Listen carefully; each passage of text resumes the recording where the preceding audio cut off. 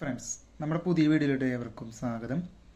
ഇന്നിപ്പോൾ നമ്മൾ ചെയ്യാൻ പോണ വീഡിയോ എന്ന് വെച്ച് കഴിഞ്ഞാൽ, ഇപ്പോൾ നമ്മൾ ഓൺലൈൻ ക്ലാസ്സുകളും ഗൂഗിൾ മീറ്റ് അങ്ങനെ ഓൺലൈൻ വർക്ക് ഹോം അങ്ങനെയുള്ള കാര്യങ്ങൾ നടക്കുന്ന സമയമാണ്. ആ സമയത്തൊക്കെ നമ്മുടെ വിലപ്പെട്ട സമയത്തൊക്കെ നമുക്ക് കമ്പ്യൂട്ടർ പെട്ടെന്ന് ഓഫ് ആവാം, വർക്കാവണില്ല, പിന്നെ സർവീസ് സെൻറ്ററിൽ നിന്ന് ആളുകൾ കിട്ടണില്ല, സർവീസ് ചെയ്യാൻ ആൾക്കാരെ കിട്ടണില്ല, കൊറോണ ഇഷ്യൂ അങ്ങനത്തെ പ്രോബ്ലംസ് ഉള്ള സമയങ്ങളിലൊക്കെ നമുക്ക് കമ്പ്യൂട്ടർ പെട്ടെന്ന് കേടായി കഴിഞ്ഞാൽ നമുക്ക് തന്നെ സ്വയം സർവീസ് ചെയ്യാൻ സാധിക്കും. അങ്ങനെ കൊച്ചു കൊച്ചു പ്രോബ്ലംസ് നമുക്ക് സ്വയം നമുക്ക് സർവീസ് ചെയ്യാൻ സാധിക്കും. പക്ഷെ വലിയ വലിയ പ്രോബ്ലംസ് ആണെന്ന് വെച്ചാൽ നമുക്ക് ഒന്നെങ്കിൽ സർവീസ് സെൻറ്ററിലോ അല്ലെങ്കിൽ എക്സ്പെർട്ടായ ആളുകളെ കാണിച്ചാൽ മാത്രമേ സർവീസ് ചെയ്യാൻ സാധിക്കുള്ളൂ.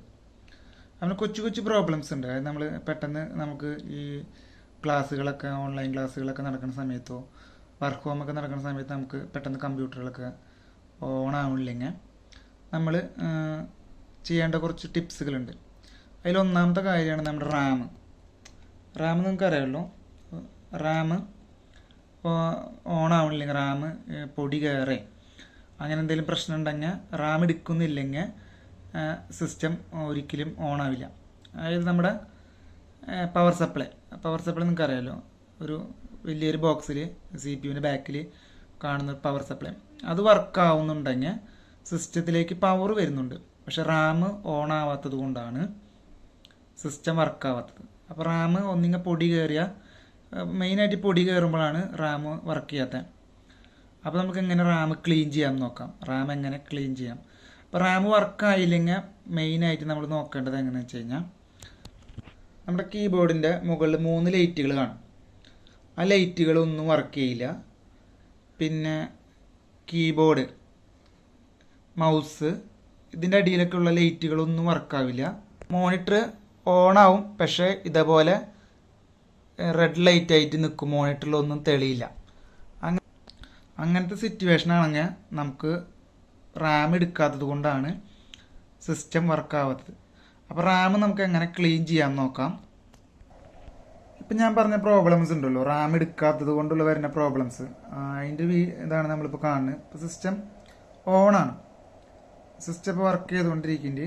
പക്ഷേ കീബോർഡ്, മോണിറ്റർ, മൗസ് ഇതൊന്നും വർക്കാവില്ല. ഇതാണ് നമ്മൾ പറഞ്ഞ ഇഷ്യൂ. ഇങ്ങനൊരു ഇഷ്യൂ വരികയാണെങ്കിൽ റാം എടുക്കാത്തത് കൊണ്ടാണ് ഈ ഇഷ്യൂ വരുന്നത്. അപ്പോൾ റാം എടുക്കാത്തത് കൊണ്ടാണ് ഈ ഇഷ്യൂ വരുന്നത്. അപ്പോൾ അതെങ്ങനെ നമുക്ക് സോൾവ് ചെയ്യാമെന്നുള്ളത് നമുക്ക് കാണിച്ചു തരാം. അപ്പോൾ നമുക്ക് റാം എങ്ങനെ ക്ലീൻ ചെയ്യാമെന്ന് നോക്കാം. അപ്പോൾ റാം ഊരുമ്പോൾ ഈ 2 സൈഡ് ഉണ്ടല്ലോ, അവിടുത്തെ ക്ലിപ്പുകൾ മുകളിലോട്ട് ആക്കിയതിന് ശേഷം രണ്ടും ഇങ്ങനെ വേണം ഊരാൻ. മുകളിലോട്ട് ഊരിയെടുക്കണം റാമിനെ. കണ്ട, ഇതാണ് നമ്മുടെ റാം. അപ്പോൾ റാമിൻ്റെ നമ്മൾ ഊരിയെടുത്ത റാം അത് നമ്മൾ പുറത്തോട്ട് വെച്ചതിന് ശേഷം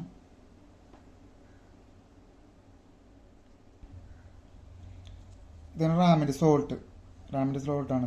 അത് നന്നായി ക്ലീൻ ചെയ്യാം. പിന്നെ ബ്രഷ് കൊണ്ട് നൈസായിട്ട്, നല്ല ബ്രഷ് കൊണ്ട് ഇങ്ങനെ നൈസായിട്ട് ബ്രഷ് കൊണ്ട് ഇങ്ങനെ ക്ലീൻ ചെയ്യാം. നമ്മൾ ഉള്ള ഇത് മാത്രം ക്ലീൻ ചെയ്താൽ മതി. ഫുള്ളായിട്ട് ഇങ്ങനെ ക്ലീൻ ചെയ്യാം.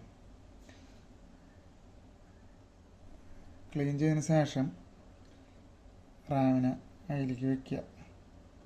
റാം വയ്ക്കുമ്പോൾ അതിൻ്റെ ഒരു സെൻറ്ററിലൊരു വെട്ട് കാണാം. ആ വെട്ട് കറക്റ്റ് ആവുന്ന രീതിയിൽ നോക്കിയിട്ട് വേണം വെക്കേണ്ട. അതിൻ്റെ ഒരു സൈഡ് നീളം കൂടുതലും ഒരു സൈഡ് നീളം കുറവായിരിക്കും. അപ്പം നീളം കുറഞ്ഞ ഓട്ട ഏതാണെന്ന് നോക്കിയതിന് ശേഷം വേണം അതിലേക്ക് ഇറക്കേണ്ട.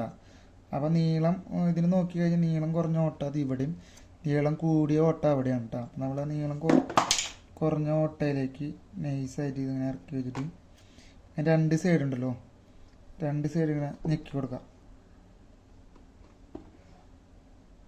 ഇത് ക്ലിപ്പിലേക്ക് ഇടാം കേട്ടോ, ക്ലിപ്പിലേക്ക് ഇടാം.